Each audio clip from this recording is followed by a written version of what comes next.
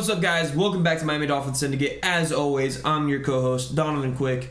And before I get started today, make sure you please like, subscribe, and, ring the bell, give the notifications for when we drop these videos.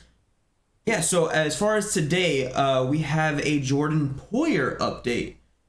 So we know this past weekend, Tua Tagovailoa, our QB1, for right now at least, had a birthday party. His birthday is March 2nd, so make sure y'all wish him a happy birthday on Thursday.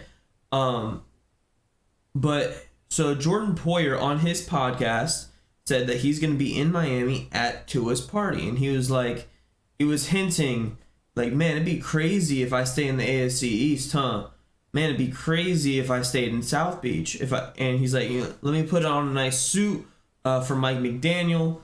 And I mean, he was hinting at crazy, and he talked about how he got close with Tua, not this past offseason, but the offseason prior, when he hit up Tua to go play a couple rounds, and then Tua played at his charity event, and et cetera, et cetera. And I mean, they play together a lot. Poyer has a house down here. He, trains down here in the offseason. So him and Tua have become pretty close, and hey, you never know. And he's talked about Mike McDaniel and how much he appreciated him as a coach, and talked about how he and Mike McDaniel actually went back way to when he played on the Browns. So, they got some history there too. So Poyer hinting a lot at coming to Miami. Now let's talk about if this is a real possibility or not. And I think it is. I truly think it is. If you guys, disagree or agree with me, and you got something to say, put in the comments below. As far as me, I think this is a really good possibility. I know Fangio, as a defensive coordinator, he likes to run a lot of 3 safety sets. And I think, Poyer next to, Byron Jones coming back from his ACL injury. And I think Byron Jones, I know a lot of you guys love Byron Jones. I love Byron Jones. He's not as good as Poyer, but he can learn from Poyer. And Poyer's not really looking for a long-term contract. He's looking for a 2-3 year deal and front-loaded. And, he's good enough. He's one of those players, and I said this a lot about a lot of players, a lot of good players, is that when you're at his kind of caliber, a Pro Bowl caliber, an All-Pro caliber player at your position, right now, as it seems, Steve Ross is not afraid to reach into his pocketbook. He's not. He's not afraid to write that check. And for all of you worried about the cap, here's the good thing about having so many good players and having a owner that's not afraid to pay, is that you're going to guarantee him a lot of money.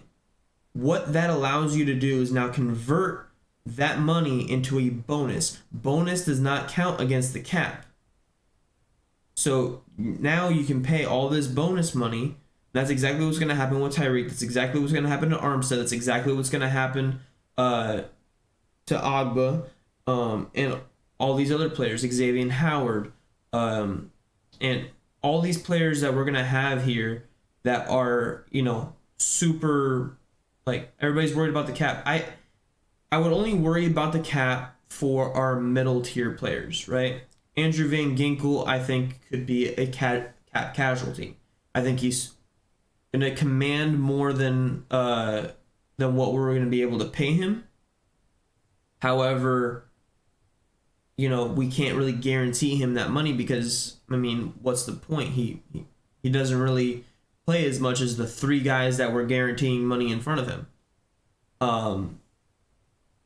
So it's a different situation with Poyer.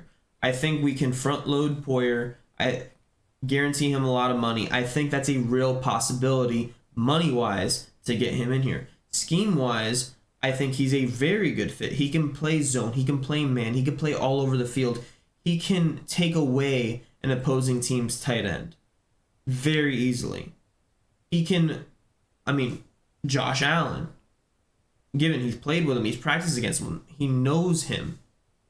We're going to be playing him 2 games a year. We played him 3 games last year. That is a very important piece. Now, I know some of you are off the Josh Allen train, and I would say hit the brakes a little bit on that. Don't go full off the Josh Allen train just yet. He did play most of the season, or not most of the season, a little under half the season with that elbow injury, which is very significant. If you haven't had a sprained UCL, I don't suggest trying it, but hey, knock yourself out if you really don't think it's that hard to play through it. It is excruciatingly painful. And I think that affected his accuracy a lot. Now, his decision making's always been a little bit iffy. I put that on Kafka. But Poyer, Holland, I mean, we could see these guys thrive in Vic Fangio's schemes. And we know Vic Fangio has been, he's been cooking up some stuff since he had pretty much a full season, almost regular season, to just watch teams and kind of see how teams are playing now and how he wants a defense to perform. So yeah, let me know if you guys want Poyer. If you don't think that money works out, if you don't believe my maths per se, disagree with me in the comments. Feel free. We love the criticism, not just because it puts a smile on our faces, just because we love to see you guys interacting with us. We love to interact with y'all, get your opinions on stuff. And very soon this week we'll be dropping a Jesse Bates video to see if he's a good fit here, and some other free agents coming up. So make sure you guys tune in, ring the bell to make sure you get the notifications for when we drop those videos. All right, guys, peace out. I love you, and make sure, don't forget, tell somebody you love them. Deuces.